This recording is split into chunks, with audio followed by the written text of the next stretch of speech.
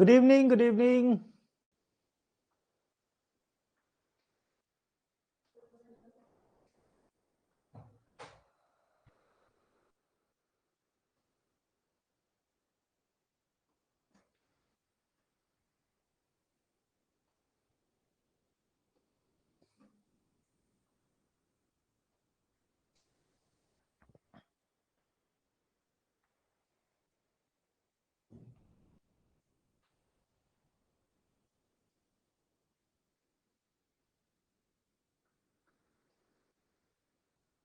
Yes, good evening Aditya.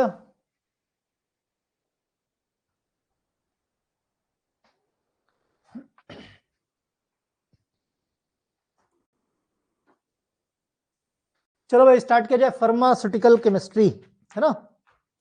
Start करें pharmaceutical chemistry, और pharmaceutical chemistry में शुरू किया जाए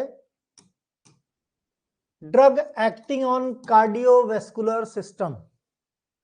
देखो, कार्डियोवैस्कुलर सिस्टम से वैसे भी तुम लोग अवेयर हो बहुत अच्छे तरीके से, है ना। बचपन से पढ़ते आ रहे हैं, हो अवेयर कि नहीं। तो आज हम लोग ड्रग्स के बारे में पढ़ेंगे। यहाँ पे कुछ ड्रग्स हैं जिनके स्ट्रक्चर आईयूपीएसी हैं। हमें बहुत अच्छी से पता है कि फार्मास्यूटिकल केमिस्ट्री में जो भी स्ट्रक्चर, जो भी ड्रग्स के नेम लिखे हैं और जिन नेम के ऊपर एस्ट्रिक मार्क दिया हुआ है, इस तरीके का एस्ट्रिक मार्क दिया है, उसका हमें स्ट्रक्चर आईयूपीएसी दोनों पढ़ना है। बाकी चीजें तो पढ़नी, स्ट्रक्चर आईयूपीएसी भी पढ़ना है, ठीक है। चलो भाई बात करते हैं। उसमें पहली कैटेगरी है एंटी एरिथमिक ड्रग। तो एंटी एरिथमिक होता क्या है? देखो, पहली चीज तो एंटी एरिथमिक समझने के पहले हमको समझना पड़ेगा एरिथमिया क्या होता है ना भाई। जब इसको समझोगे तभी तो इसको समझ पाओगे। सही बात है कि नहीं? चलो भाई, अब हम समझते हैं एरिथमिक मींस रिदम क्या है बेसिकली।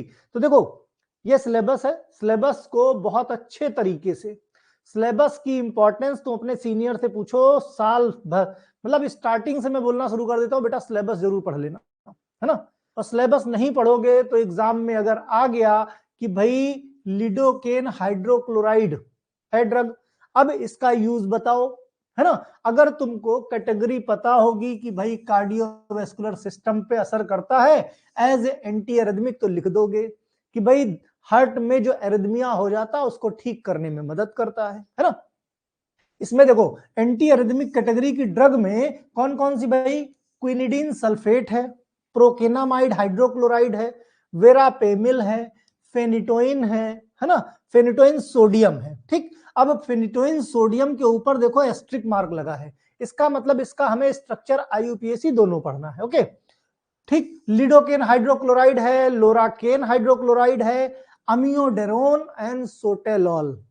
ये ड्रग्स है जो हमें एंटी एरिथमिक के अंडर में पढ़नी है। क्लियर? ठीक है।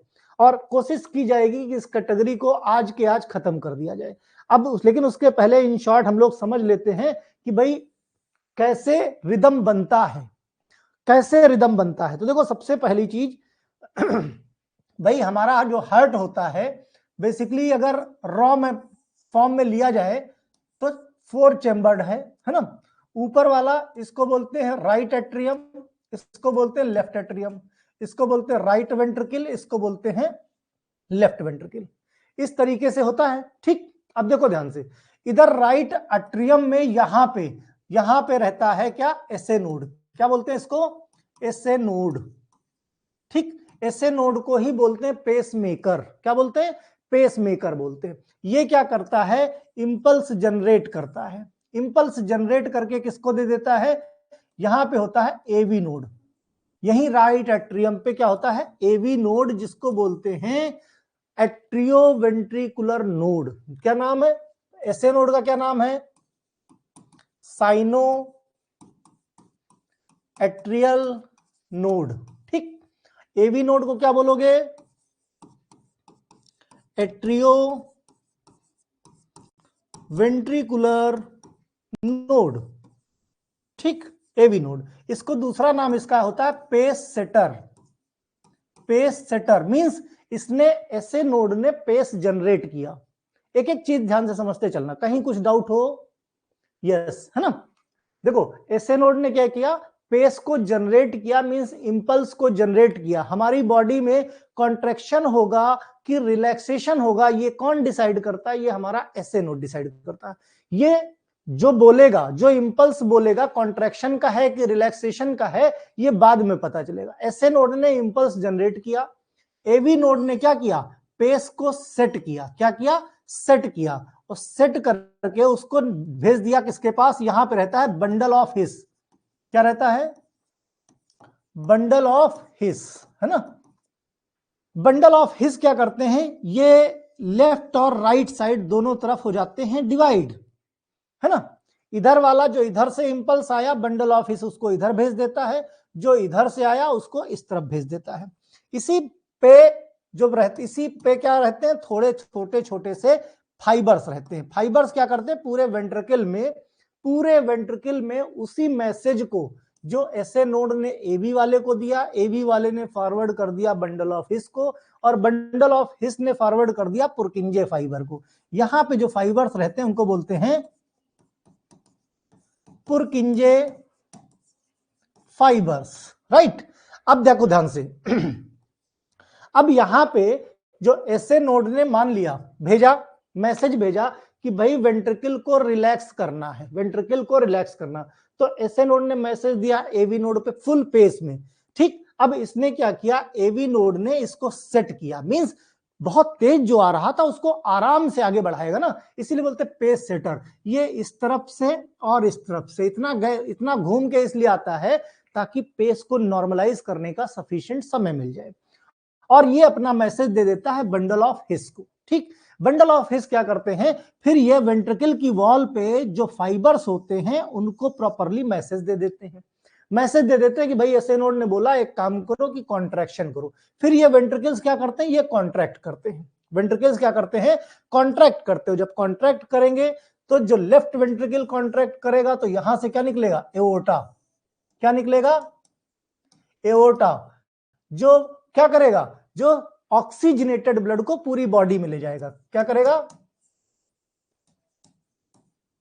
ऑक्सीजनेटेड ब्लड को पूरी बॉडी में पहुंचाने का काम करेगा, ठीक। पूरी बॉडी में, कहां से? Left ventricle. और जब राइट वेंट्रिकल जब कॉन्ट्रैक्ट होगा तो यहां से निकलेगी पल्मोनरी वेन, क्या सॉरी पल्मोनरी आर्टरी निकलेगी। पल्मोनरी आर्टरी कहां लेके जाएगी? पल्मोनरी आर्टरी लेके जाएगी इस ब्लड को लंग्स में, ठीक। कहां लेके जाएगी? Lungs, for purification. क्लियर ना? फॉर प्यूरिफिकेशन, ठीक। तो भाई यहां से डीऑक्सीजनेटेड ब्लड लंग्स में पहुंचा, लंग्स से फिर ऑक्सीजनेशन हुआ तो पल्मोनरी वेन क्या करेगी? फिर उसको लेफ्ट एट्रियम में लेके आएगी, लेफ्ट एट्रियम से फिर लेफ्ट वेंट्रिकल में आएगा, और फिर जब कॉन्ट्रैक्शन होगा लेफ्ट वेंट्रिकल का तो ऑक्सीजनेटेड ब्लड पूरी बॉडी में सर्कुलेट कर जाएगा। इस तरीके से पूरा प्रोसेस चलता रहता है, एक प्रॉपर रिदम है, ठीक। कॉन्ट्रैक्शन, रिलैक्सेशन, ध्यान रहे दो चीजें होती हैं, एक होता है सिस्टोल, दूसरा होता है डायस्टोल, ठीक। सिस्टोल का मतलब होता है कॉन्ट्रैक्शन, सिस्टोल का मतलब होता है कॉन्ट्रैक्शन, ठीक। और डायस्टोल का मतलब होता है रिलैक्सेशन। डायस्टोल का मतलब होता है रिलैक्सेशन। एक एक पॉइंट पढ़ते रहना का मींस जो ह्यूमन एनाटॉमी में तुम्हारा बायोलॉजी में कोई कंफ्यूजन होगा तो यहां क्लियर हो जाएगा, ठीक है। ओके, ठीक। अब देखो जो कॉन्ट्रैक्शन होता है, कॉन्ट्रैक्शन का मतलब होता है इंपटिंग ऑफ वेंट्रिकल्स। मतलब जब कॉन्ट्रैक्शन होगा तो वेंट्रिकल्स पंप करेंगे, जब ये पंप करेंगे तो बॉडी पूरी बॉडी में ऑक्सीजनेटेड ब्लड जाएगा, राइट। और पंप करने का मतलब स्क्वीजिंग होगी, मींस इंपटी होंगे। और रिलैक्सेशन का मतलब होगा filling of ventricles, filling of ventricles. Relaxation में क्या होता है? वेंट्रिकल्स की फिलिंग होती है। क्लियर? अब ध्यान से देखो, ये पूरा प्रोसेस एसए नोड से एवी नोड, एवी नोड से bundle of his, bundle of his से पुरकिंजे फाइबर। कॉन्ट्रैक्शन रिलैक्सेशन चलता रहता है। इम्पटिंग का मतलब खाली होना। भाई हार्ट तुम्हारा एक तरह का बलून समझो, मान लिया बलून है, ठीक, बलून में तुमने पानी भर लिया, ठीक, जब रिलैक्स किया तो पानी भर गया, जब कॉन्ट्रैक्शन किया, कॉन्ट्रैक्शन कैसे करेगा, यानी उसकी वॉल काम करेंगे, उसकी वॉल काम कैसे करे, मान लिया बलून को ऐसे दबा दिया तुमने, जब दबाओगे तो क्या होगा, पानी बाहर निकल जाएगा कि नहीं, तो उसको बोलते हैं इम्पटी करना, मींस खाली करना, है ना, ठीक, यस, है ना। सिस्टोल का मतलब कॉन्ट्रैक्शन का मतलब वेंट्रिकल्स खाली हो रहे हैं, मतलब इस वक्त ब्लड पंप किया जा रहा है पूरी बॉडी में, ओके। और डायस्टोल का मतलब होता है रिलैक्सेशन, इसका मतलब इस वक्त जो है हमारे जो वेंट्रिकल्स हैं उनकी फिलिंग की जा रही है, ब्लड उसमें आ रहा है, फिल हो रहा है, राइट। तो अब देखो ये प्रोसेस एकदम प्रॉपर चलता रहता है, लेकिन अब किसी रीजन की वजह से यहां पे एसए नोड में कोई समस्या आ जाए, एसए नोड में समस्या आ जाए मींस एसए नोड काम करना बंद कर दे, कहते हैं ना पेस मेकर, कभी कभी किसी कुछ लोगों को आर्टिफिशियल पेस मेकर लगाने पड़ते हैं, होता है कि नहीं होता है, क्यों, क्योंकि उनकी बॉडी में पेस मेकर काम करना बंद कर देता है। अब अगर पेस मेकर काम करना बंद कर दे तो भाई जाहिर सी बात है जब बंद करेगा तो हॉस्पिटल जाओगे, फिर डॉक्टर एनालिसिस करेगा, एनालिसिस करने के बाद पता चलेगा एसए नोड खराब है, अब दूसरा एसए नोड लगाना पड़ेगा, है ना, आर्टिफिशियल एसए नोड इम्प्लांट करना पड़ेगा। लेकिन सोच के देखो इतने टाइम में 10-12-15 घंटे बीत गए, तो भाई बॉडी के अंदर ब्लड पंप नहीं हो पा रहा है तो इंसान क्या मर जाएगा, क्योंकि हर ब्लड की पंपिंग ना हो इस कंडीशन में तो बहुत प्रॉब्लम हो जाएगी। तो होता क्या है, जब एसए नोड में कोई समस्या आ गई, मींस राजा जब काम नहीं कर पाता है, किसी तरह से दिक्कत आ गई, तो उसका वजीर उसकी जगह चार्ज ले लेता है। तो फिर इंपल्स जनरेट करने का काम कौन करता है, एवी नोड, दोनों काम करना शुरू करता है एवी नोड। ये इंपल्स जनरेट भी करेगा और इंपल्स को सेट भी करेगा, ठीक। अब मान लिया, ठीक है, एक केस ये हुआ, एसए नोड ने काम नहीं किया तो एरिथमिया हो गया कि नहीं हो गया, भाई प्रॉपर जो रिदम था वो नहीं मेंटेन हो पा रहा है ना। अब दूसरा रीजन क्या हो सकता है, दूसरा हो सकता है एसए नोड सही काम करे, एवी नोड सही काम करे, लेकिन जब कंडक्शन, जब इंपल्स जा रहा है इधर, तो इस रास्ते में कहीं कोई ब्लॉकेज आ जाए, इधर इस रास्ते में कहीं कोई ब्लॉकेज आ जाए, अगर ब्लॉकेज आ जाएगा तो भी proper message bundle of his तक नहीं पहुंचेगा, आधा अधूरा पहुंचेगा, लेट पहुंचेगा, हो सकता है कि नहीं हो सकता है ना। या फिर कोई समस्या आ जाए, बड़ी जल्दी जल्दी पहुंचना शुरू हो जाए मैसेज, ठीक। या मान लिया एसए नोड सही काम कर रहा, एवी नोड खराब हो गया। अब क्या एवी नोड, देखो हमारी बॉडी में जितने भी चीजें हैं सबको इस हिसाब से बनाया गया कि दूसरा गड़बड़ करे तो दूसरा, तो उसकी जगह पे जो दूसरा है वो चार्ज ले ले। एसए नोड पहले गड़बड़ किया था, एवी ने चार्ज ले लिया। अब की मान लिया एसए नोड सही है, एवी नोड गड़बड़ हो गया, तो इसकी जगह पे बंडल ऑफ हिस चार्ज ले लेंगे, बंडल ऑफ हिस चार्ज ले लेंगे और फिर स्प्रेडिंग का काम। इन केस मान लिया एसए नोड भी खराब, एवी नोड भी खराब, बंडल ऑफ हिस भी खराब, फिर भी इंसान मरने नहीं पाएगा। कुछ समय तक जो पुरकिंजे फाइबर्स होते हैं ये भी मैसेज जनरेट कर लेते हैं, ये भी पेसमेकर का काम करते हैं, ये भी कॉन्ट्रैक्शन रिलैक्सेशन करेंगे, लेकिन इनका जो कॉन्ट्रैक्शन रिलैक्सेशन उतना पावरफुल नहीं होगा, मींस इंसान नॉर्मल टाइप का, देखो जितना बढ़िया एसए नोड काम करेगा अपना, उतना बढ़िया एवी नहीं कर सकता, है ना, जितना बढ़िया एवी से गड़बड़ ये करेगा, मींस धीरे धीरे करके उनकी काम करने की जो क्षमता है वो घटती जाती है। तो इस तरह से एरिथमिया हो जाता है, जो रिदम चल रहा है प्रॉपर सिस्टोल डायस्टोल का एक लिमिटेड टाइम पे वो गड़बड़ हो जाएगा, मींस कभी जल्दी कभी देर, कभी जल्दी कभी देर, इस तरह की समस्या आ सकती है, जिस प्रोसेस को बोलते हैं एरिथमिया। भाई रिदम गड़बड़ हो जाए तो एरिथमिया, और इस एरिथमिया को जो ठीक करने के लिए दवाएं इस्तेमाल होती है उनको बोलते हैं एंटी एरिथमिक ड्रग्स, राइट।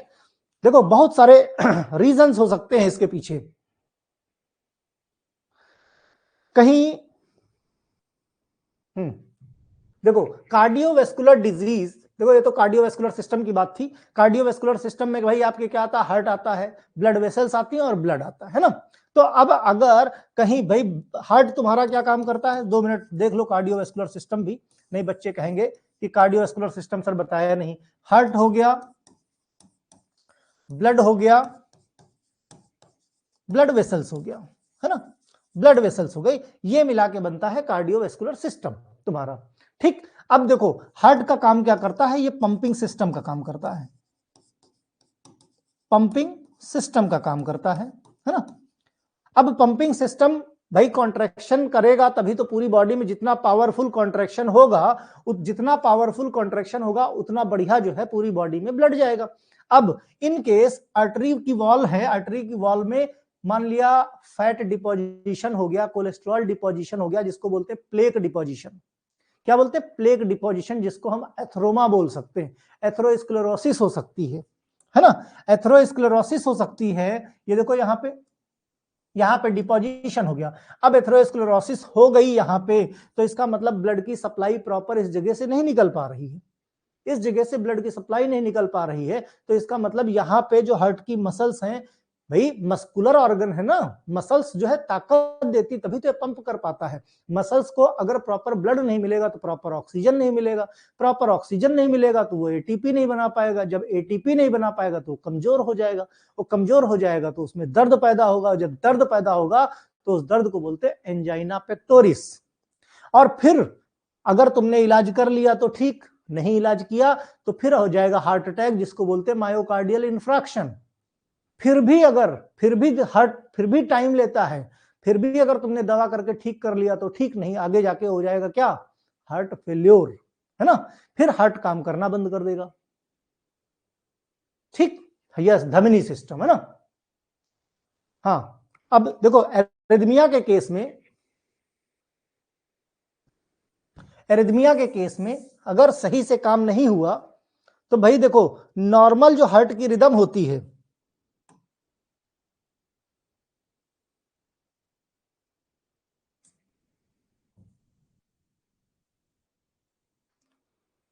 हाँ देखो जो नॉर्मल हार्ट की रिदम होती है, तुम कभी ईसीजी कराए होगे तो इस तरह का ईसीजी दिखता है ना, इस वेव को बोलते हैं PQRST, मींस कॉन्ट्रैक्शन और रिलैक्सेशन। ठीक है भाई, कॉन्ट्रैक्शन हुआ, रिलैक्सेशन हुआ, फिर रिफ्रैक्टिव पीरियड आया, कॉन्ट्रैक्शन रिलैक्सेशन। अगर किसी तरह की समस्या आ गई तो फिर देखो जो कॉन्ट्रैक्शन रिलैक्सेशन के बीच में गैप है, एक साइकिल से दूसरी साइकिल के बीच का जो गैप है वो इर्रेगुलर है। एक्चुअल में जब तुम ईसीजी देखोगे किसी का, तो जो गैप होता है एक साइकिल से दूसरे साइकिल, कॉन्ट्रैक्शन रिलैक्सेशन मिला के एक साइकिल होता है। तो कॉन्ट्रैक्शन भाई इधर ये देखो, ये ऊपर गया कॉन्ट्रैक्शन, नीचे आया रिलैक्सेशन, बीच का हो गया रिफ्रैक्टिव पीरियड। रिफ्रैक्टिव पीरियड जब ज्यादा हो जाता है तो उस टाइम पे कोई काम नहीं होता, है ना, मींस ब्लड के सारे वॉल्व बंद रहते हैं, कुछ नहीं होता। ठीक, अब अगर ये ज्यादा गैप हो जाएगा तो जाहिर सी बात है बॉडी में की सेल्स में बहुत सारी कमियां आ जाएंगी, बहुत सारी कमियां आ जाएंगी, है ना। तो अब देखो इसको बोलते हैं एरिथमिया। एरिथमिया देखो यहाँ पे, ये देखो यहाँ पे रिफ्रैक्टिव पीरियड इस तरीके का, कोई वेव भी नहीं बन पा रही है। जब तक नॉर्मल रहता है तब तक तो ठीक, कभी कभी किसी किसी का स्ट्रेट लाइन आ जाता है।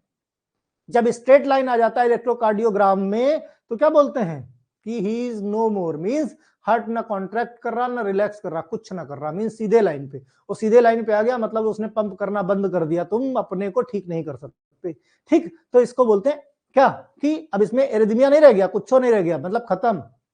ठीक, तो इसी रिदम एरिथमिया को ठीक करने के लिए जो दवाएं दी जाती हैं उन दवाओं को बोलते हैं एंटी एरिथमिक ड्रग्स।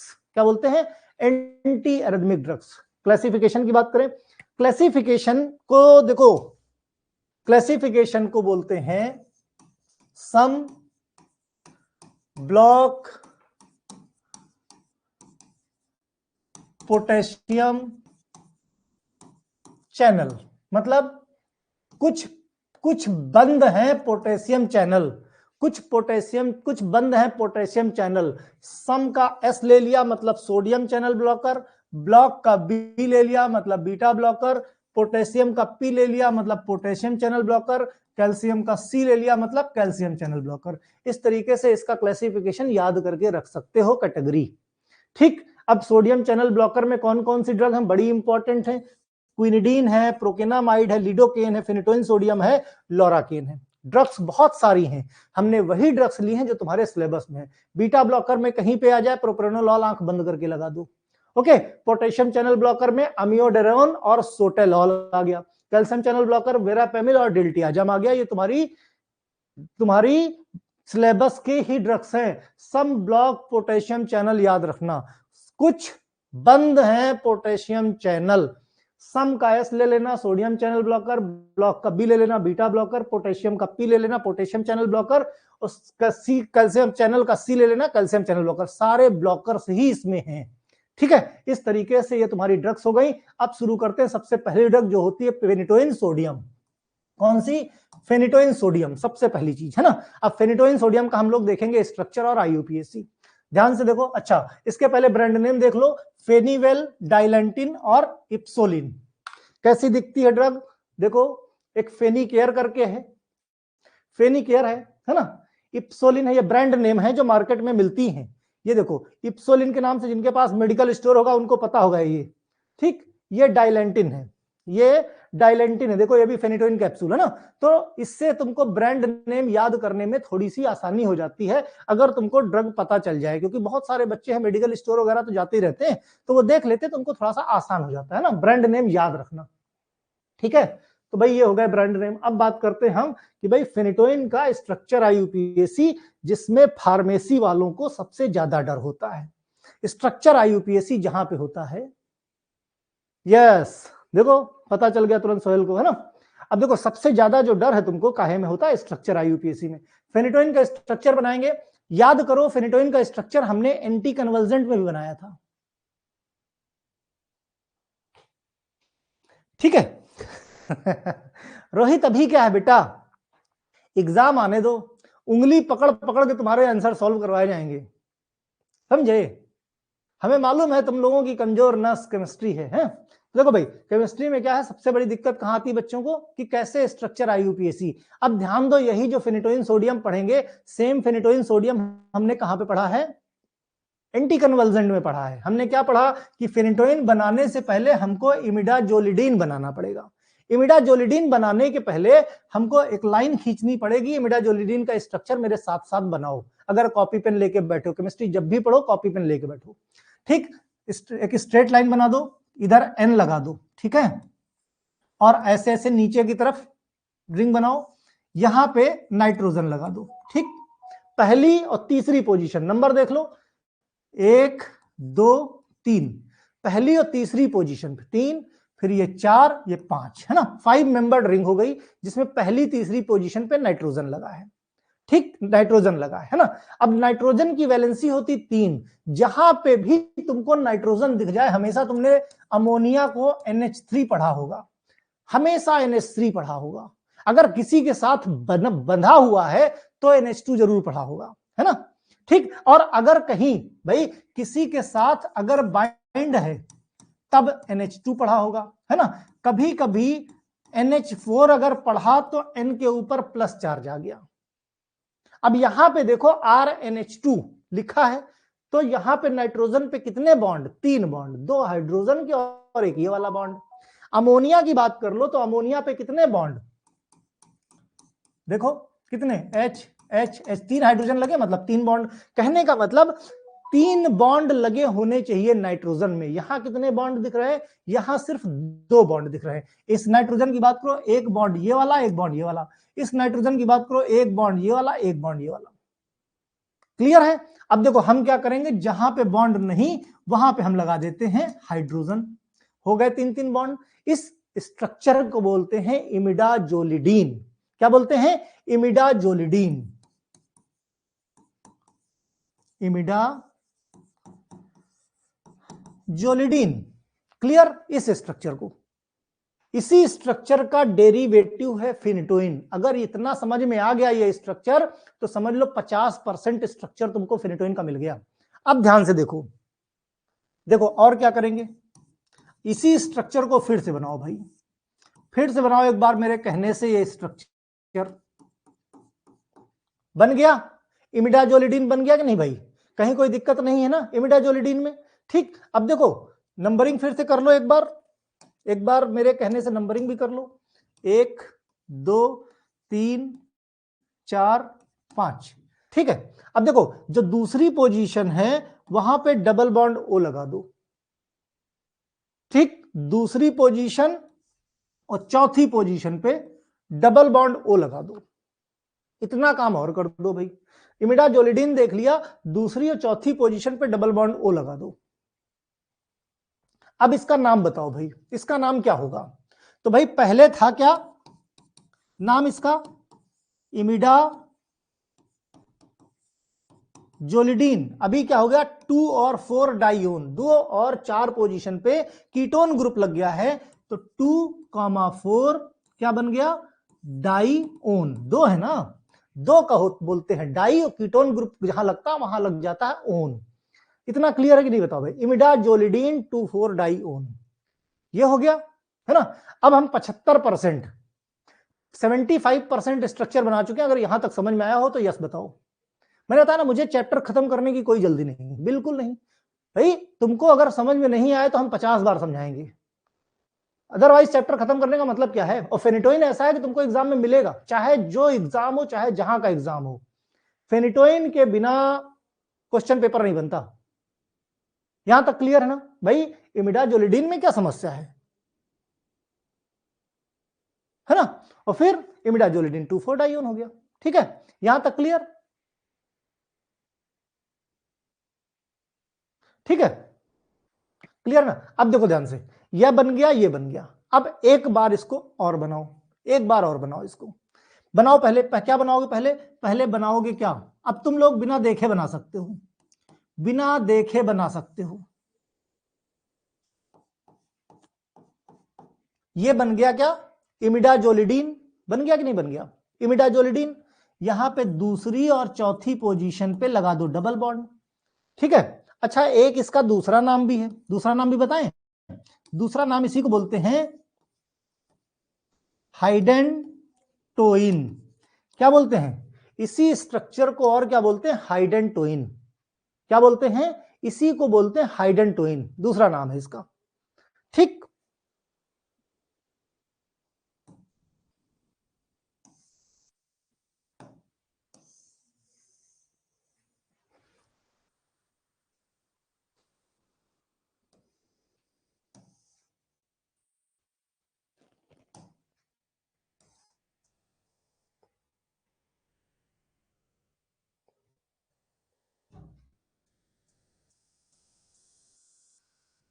ठीक है, इमिडाजोलिडीन। ठीक, देखो ध्यान से, कुछ गड़बड़ नहीं, खाली इमिडाजोलिन को इधर मैंने खिसका दिया बस, और कुछ नहीं किया, है ना। इमिडाजोलिडीन। अब देखो एक बार फिर से बनाएंगे हम इसी। अच्छा एक चीज और, इसी स्ट्रक्चर को क्या बोल दिया हमने? हाइडेंटोइन। क्लियर है? हाइडेंटोइन। अब इमिडाजोलिडीन भाई एक बार और बना दो। अब तो तुम लोग एक्सपर्ट हो गए हो, चाहे जितने बार कहा जाए उतने बार बना सकते हो ना। ठीक, ये हो गई भाई इमिडाजोलिडीन। दूसरी पोजीशन और चौथी पोजीशन पे लगा दिया हमने डबल बॉन्ड O, तो इसको क्या बोल दिया हमने? इसको हमने क्या बोल दिया? हाइडेंटोइन, या क्या बोल सकते हो? 2,4 इमिडाजोलिडीन डाइओन बोल सकते हो, और क्या बोल सकते हो? इमिडाजोलिडीन 2,4 डाइओन। नंबरिंग यही तो थी, 1 2 3 4 और ये 5। ठीक, अब देखो जो पांचवी पोजीशन है, पांचवी पोजीशन पे 2 रिंग लगा दो। कौन सी? बेंजीन रिंग लगा दो बस। तुम्हारा पांचवी पोजीशन पे 2 बेंजीन रिंग लगा दो, C6H5 C6H5। ठीक, अब इसका नाम बताओ भाई, नाम बताओ। पहले हमने क्या देखा? इसका नाम क्या था भाई? इमिडाजोलिडीन 2,4 डाइओन। ठीक, अभी क्या लगा दिया हमने? पांचवी पोजीशन पे 2 बेंजीन ग्रुप लगा दिए। 2 बेंजीन ग्रुप को क्या बोल सकते हो? 5,5 फिनाइल। चूंकि सब्स्टिट्यूशन है पांचवी पोजीशन पे, तो इसको क्या लिख सकते हो? 5,5 फिनाइल। बोलो भाई, 5,5 डाइफिनाइल, 5,5 डाइफिनाइल इमिडाजोलिडीन 2,4 डाइओन। बताओ भाई, फेनेटोइन के स्ट्रक्चर में कोई समस्या हो तो बताओ। फेनिटोइन के स्ट्रक्चर में कोई समस्या हो तो बताओ। फेनिटोइन के स्ट्रक्चर में कोई समस्या?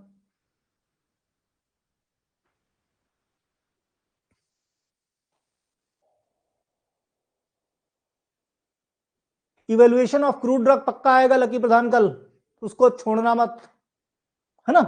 ठीक, चलो भाई, मैं मान के चलता हूं कि तुम लोगों को समझ में आ गया। एक बार और बता देता हूं कुछ बच्चों के लिए, कुछ बच्चों को। ठीक, देखो ध्यान से, फिर से देख लो फेनिटोइन का स्ट्रक्चर वंस मोर। हम क्या करेंगे, सबसे पहले देखो ध्यान से,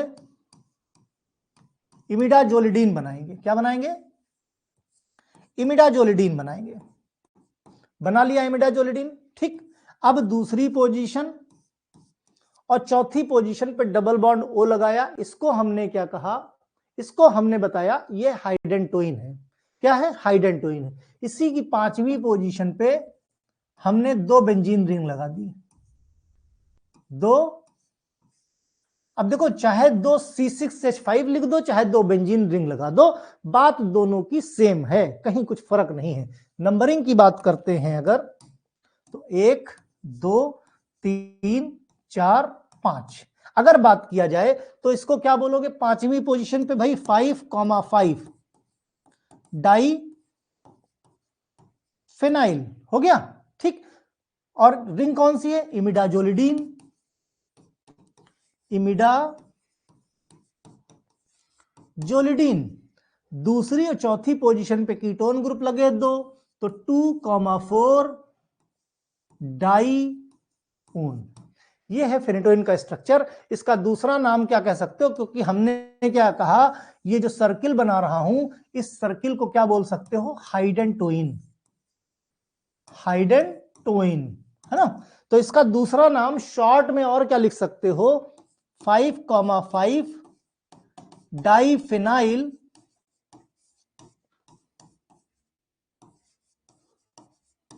हाइडेंटोइन।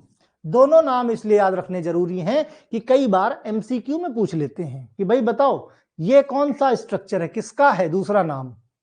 क्लियर है ना। तो ये हो गया भाई फेनिटोइन तुम्हारा। आई होप कि स्ट्रक्चर आईयूपीएसी समझ में आया होगा। ठीक, चलो भाई आगे बढ़ते हैं। अब इसकी प्रॉपर्टीज की बात करें तो प्रॉपर्टी कैसा भाई?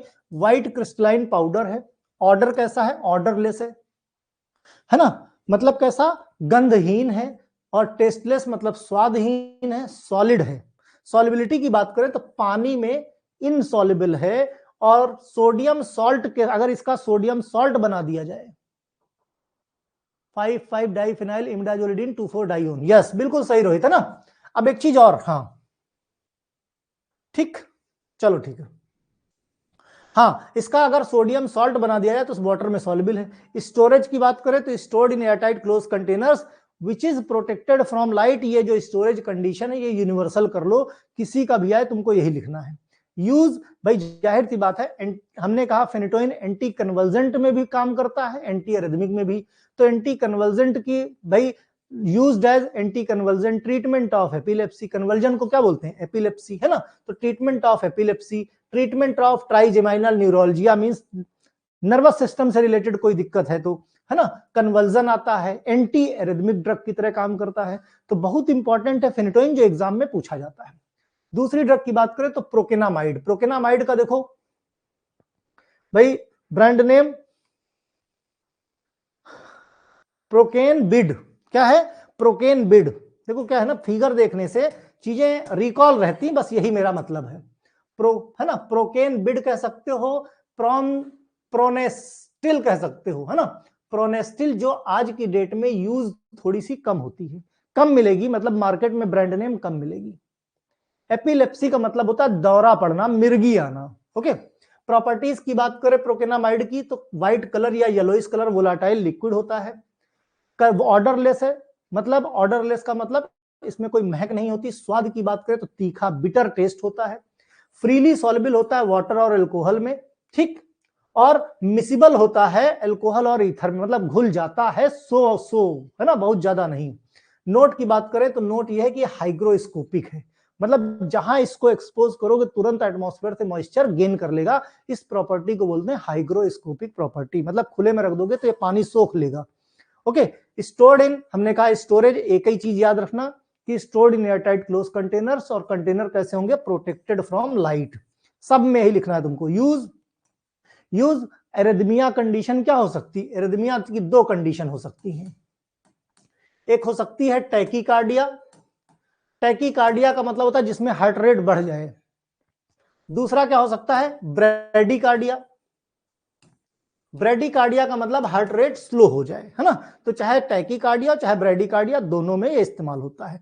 ऑफिशियल प्रिपरेशन क्या है भाई, प्रोकेनामाइड की टैबलेट है एज पर बीपीआईपी, प्रोकेनामाइड के इंजेक्शन एज पर बीपीआईपी, है ना। तो प्रोकेनामाइड की टैबलेट और इंजेक्शन दोनों आते हैं as per British pharmacopoeia, as per Indian pharmacopoeia. Next पे आ जाओ भाई, क्विनिडीन सल्फेट। क्विनिडीन सल्फेट की ड्रग कौन सी है, मोसगार्ड 300, ये मार्केट में खूब चलती है। ओके, मोसगार्ड भी है, कार्डियोक्विन भी है, क्विनोडॉक्सिन भी है ना, नोटकार्डिन भी है, तो बहुत सारी मार्केट में इनके लीफलेट्स मिल जाएंगे। प्रॉपर्टी की बात करें, कैसा, निडल लाइक क्रिस्टल होता है, मतलब देखोगे तो सफेद कलर का, जैसे सुई नहीं होती उस तरीके के ट्रांसपेरेंट से क्रिस्टल होते हैं, लेकिन महक इनकी बिल्कुल नहीं होती, अगर जबान पे रखोगे तो तीखा सा स्वाद आएगा। सॉल्युबिलिटी की बात करें तो अल्कोहल क्लोरोफॉर्म में सॉल्युबल है, लेकिन पानी में जब घोलने की कोशिश करोगे तो इसकी सॉल्युबिलिटी बहुत कम हो जाती है। ठीक, अगर इसको लाइट में एक्सपोज करके रखोगे तो जिसका जो कलर है वो ट्रांसपेरेंट से बहुत ऑफ वाइट हो जाएगा, है ना, कैसा, ऑफ वाइट हो जाएगा। फिर स्टोरेज, हमने कहा स्टोर वही सेम चीज है, air tight close container. Use भी तुम्हारा किसमें, टैकीकार्डिया और ब्रेडिकार्डिया, कन्वर्जन्स और एरिथमिया को ठीक करने के लिए काम आता है। Okay, official quinidine bisulphate as per British pharmacopoeia, quinidine sulphate की टैबलेट आती है as per Indian pharmacopoeia, British pharmacopoeia. Brand name, official preparation भी स्पेशली पूछी जाती हैं। ऑफिशियल प्रिपरेशन को ही फार्मास्यूटिकल प्रिपरेशन बोलते हैं और ब्रांड नेम को ही मार्केटेड प्रिपरेशन बोलते हैं। अगली कैटेगरी आती है लिडोकेन हाइड्रोक्लोराइड। कौन सी, लिडोकेन हाइड्रोक्लोराइड, जिसमें ओटेक, जाइलोकेन, लिडोजेड या जिंको, ये ड्रग्स हैं देखो जो मार्केट में अवेलेबल हैं। ओटेक एफ के नाम से, है ना, देखा होगा जिन लोगों के पास मेडिकल स्टोर होगा। जाइलोकेन 2% और भी बहुत सारे हैं। देखो ध्यान से, लिग्नोकेन जो ड्रग बता रहा हूं वो इसमें जरूर होगी, देखो लिग्नोकेन हाइड्रोक्लोराइड है। जिंगो की बात करो भाई, जिंगो देखो लिडोकेन हाइड्रोक्लोराइड इसमें भी अवेलेबल है। लिडोजेड की बात करो भाई, लिडोजेड की बात करो, लिडोजेड में भाई देखो कहां गया, ये देखो लिडोकेन हाइड्रोक्लोराइड है ना। तो मेन तुम्हारा इंग्रेडिएंट जरूर होना चाहिए, तभी आपका ब्रांड नेम की मतलब उसी से मिलकर बना है, तभी वो उसका ब्रांड नेम होगा। आई होप की चीजें समझ में आ रही होंगी, है ना। तो कोशिश मेरी पूरी है कि हर वो चीज तुमको प्रोवाइड करा दिया जाए जिससे तुमको चीजें आसान हो, रिकॉल करना थोड़ा सा आसान हो जाए। ओके, प्रॉपर्टी की बात कर लो भाई, प्रॉपर्टी क्या क्या है, तो property white crystalline odourless bitter. तुमने अभी तक देखी होगी कि जितनी ड्रग्स पढ़ी हैं सबसे मुश्किल होता है, यस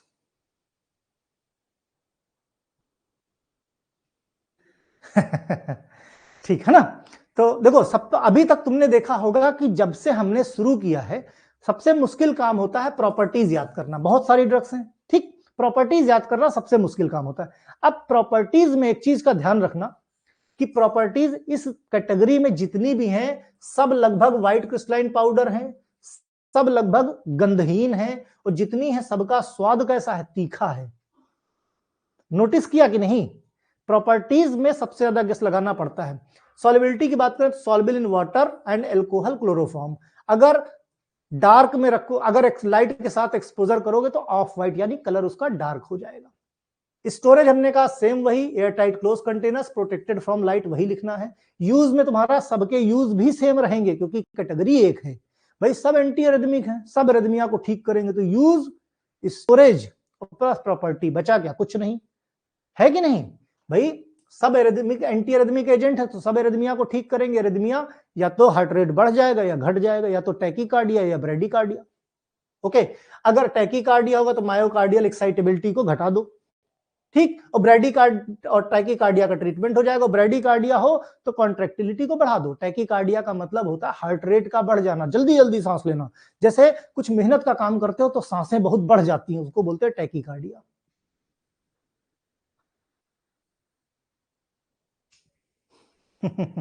ठीक, ऑफिशियल प्रिपरेशन की बात करें तो लिडोकेन के इंजेक्शन आते हैं एज पर आईपी, लिडोकेन की आई ड्रॉप आती है एज पर ब्रिटिश फार्माकोपिया, और लिग्नोकेन के जेल आते हैं एज पर आईपी बीपी दोनों। ठीक है, ये है मार्केट तुम्हारी ऑफिशियल प्रिपरेशन या फार्मास्यूटिकल प्रिपरेशन। फिर लोराकेनाइड की बात करो, लोराकेनाइड हाइड्रोक्लोराइड, इसमें अल्फेंसिन, अल्फेंस कह सकते हो, जिसमें रेमिवॉक्स, लोरीवॉक्स और अल्फेंस, ये मार्केटेड प्रिपरेशन यानी ब्रांड नेम है। इनका भी अपीयरेंस कैसा, व्हाइट क्रिस्टलाइन, ऑर्डरलेस, बिटर। ध्यान दिया तुमने, प्रॉपर्टीज सबकी सेम है, मतलब तुम्हारा आधा काम सबसे ज्यादा केमिस्ट्री में या तो स्ट्रक्चर आईयूपीएससी परेशान करता है या इंडिविजुअल ड्रग की प्रॉपर्टी याद करना मुश्किल होती है। ओके, सॉल्युबल वाटर, इथेनॉल और डीएमएसओ। ठीक, स्टोरेज कंडीशन सेम है, यूज बिल्कुल सेम रहेगा। Official lignocaine tablet IP, lignocaine के इंजेक्शन आता है एज पर ब्रिटिश फार्माकोपिया। वेरापेमिल की बात करें जिसको लॉस्पुटिन बोलते हैं, कैलन, और ध्यान से देखो पहली कौन सी यहां बताई, कैलन। ठीक, ये देखो कैलन, इसमें वेरापेमिल है। वेरलेन का कैप्सूल आता है, किसका, वेरलेन। दूसरा क्या है, वेरलेन, और आइसोप्टिन, ये है आइसोप्टिन 40 mg। ठीक, तो ये क्या है, मार्केटेड प्रिपरेशन से। क्लियर है, बताया ना कि याद रटा देंगे, इसीलिए तो बताता रहा हूं, मेरे जितने भी स्टूडेंट हैं मैक्सिमम बच्चे 80 में 79 नंबर फार्मास्यूटिकल केमिस्ट्री में लेके आते हैं, जबकि फार्मास्यूटिकल केमिस्ट्री में पास होना बच्चों का मुश्किल हो जाता है। Right, yes. प्रॉपर्टीज की बात करें, देखो फिर से properties, white crystalline powder, odourless, bitter, soluble water, chloroform, methanol, property same.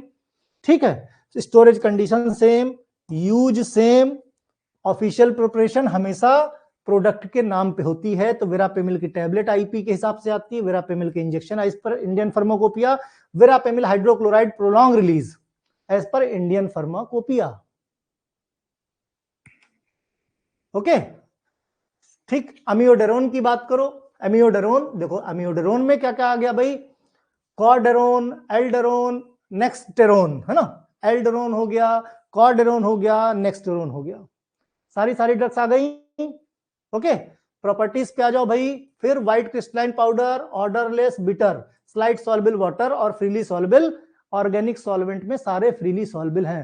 Prolong का मतलब होता है कि दवा दी, नॉर्मल दवा 6 घंटे काम करती, ये प्रोलॉन्ग मतलब ज्यादा लंबे समय तक काम करेगी, यानी ये दवा दे दी तो 12 घंटे या 8 घंटे काम करेगी, इसको बोलते हैं प्रोलॉन्ग, मतलब लंबे समय तक काम करने वाली दवा को प्रोलॉन्ग बोलते हैं। जो आज हुआ है फार्माकोलॉजी का पेपर, यस सॉल्व कर देंगे, क्या दिक्कत है ना, डिस्कस कर लेंगे, पहले फार्माकोलॉजी का पेपर डिस्कस कर लेंगे लाइव क्लास में। ठीक, सेकेंड ईयर की लाइव क्लास में डिस्कस कर दिया जाएगा, उसमें क्या है। Amiodarone storage same, use same, official preparation, amiodarone की टैबलेट आईपी, आईवी इंजेक्शन आता है, अमियोडेरोन का सॉल्यूशन आता है। क्लियर है, ठीक। फिर लास्ट में आती है एक ड्रग सोटेलॉल, सोटेलॉल को सोटेकॉर, सोरिन, बीटापेस, सोटेलर। देख लो भाई कहां है, चेहरा तो देखो, सोटेकॉर 80। ठीक, ये जितनी है सब में देखो सोटेलॉल होगा, सब का केमिकल इंग्रेडिएंट जो है सोटेलॉल होगा, सब में देखो, बीटापेस, फिर ये तुम्हारी सोटेलर, क्या हो गई, सोटेलर हो गई। क्लियर है ना, सारी ड्रग, सारी ब्रांड नेम, यही फिगर्स, ये पीपीटी दे दूंगा, ये सब इसी में लगा रहेगा, है ना, तुमको बार बार देख लेना, आराम से जूम कर करके देख लेना, मजा आएगी। खाली इसी को देख लेना, तुम्हारे ब्रांड नेम ऐसे तैयार हो जाएंगे। और कई बार स्पेशली ड्रग के ब्रांड नेम पे क्वेश्चन आ जाते हैं ना। प्रॉपर्टीज देखो भाई, creamy white crystalline powder, odourless, bitter taste, freely soluble water, ये तो हद हो गई, लिमिट क्रॉस हो गया। जितनी ड्रग सबकी प्रॉपर्टी सेम है ना, स्टोरेज सेम, यूज सेम, क्योंकि कैटेगरी अगर एक है, कैटेगरी जब भी होगी कैटेगरी वाइज यूज अलग नहीं करने ड्रग की, जिस कैटेगरी की ड्रग है सारी ड्रग के यूज तुमको एक ही लिखने हैं। स्टोरेज कंडीशन पूरी फार्मास्यूटिकल केमिस्ट्री में 2-4 ड्रग छोड़ दो, सबके एक लिखने हैं। ऑफिशियल की बात करो, सोटेलॉल की tablet as per Indian pharmacopoeia, sotalol का injection as per British pharmacopoeia, sotalol का solution as per Indian pharmacopoeia. इस तरीके से तुम्हारा complete anti arrhythmic drug chapter complete होता है। बताओ कोई समस्या, फेनिटोइन के स्ट्रक्चर आईयूपीएससी में तुमको समस्या कभी भी हो, सबसे पहले इमिडाजोलिन बनाओ, इमिडाजोलिडीन 1,3 पोजीशन पे नाइट्रोजन लगाओ, इधर डबल बॉन्ड लगाओ, इधर डबल बॉन्ड लगाओ, इधर C6H5 लिख दो, इधर C6H5 लिख दो, हो गया ना। 5,5 डाइफिनाइल हाइडेंटोइन, ये है फेनिटोइन का स्ट्रक्चर। बोलो भाई, क्लियर? यस, कल पीडीएफ मिल जाएगी, जैसे ही वीडियो इंपोर्ट होगा रिकॉर्डेड सेक्शन में वैसे इसकी पीडीएफ मिल जाएगी। बोलो भाई, स्ट्रक्चर आईयूपीएसी ही मेन होता है, कहीं कुछ समस्या हो तो बताओ। यस, कल इसका नेक्स्ट चैप्टर होगा। केमिस्ट्री में तो मजा आती है यार, यही तो पता चलता है, यहीं पे थोड़ा दिमाग लगता है। अभी छोटे छोटे, कभी परेशान हो, बड़े बड़े स्ट्रक्चर भी आएंगे। ओके, चलो भाई, बाय बाय। दोस्तों को शेयर करते रहो, कोई समस्या हो तो पूछते रहना।